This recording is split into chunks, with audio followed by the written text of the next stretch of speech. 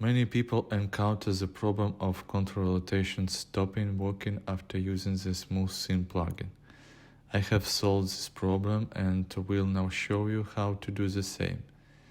In my case, I use ControlRotation to get rotation values.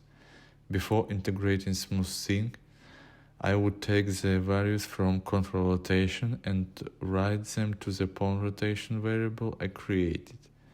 Next, in an blueprint, I would take the pawn rotation and actor rotation values and use interpolation to find the look at pitch and look at yaw values. As you may have noticed it, at the beginning I created a rotation tracking function in my character's blueprint.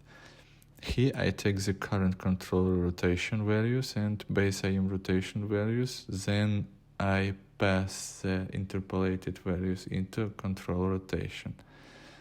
This function works with the event tick because we want to always get the current values of the rotation variables. Next, I created the event rotation char, which works only on the server and performs only one action, set variable which I named server control rotation. This variable must be replicated. Back to event tick.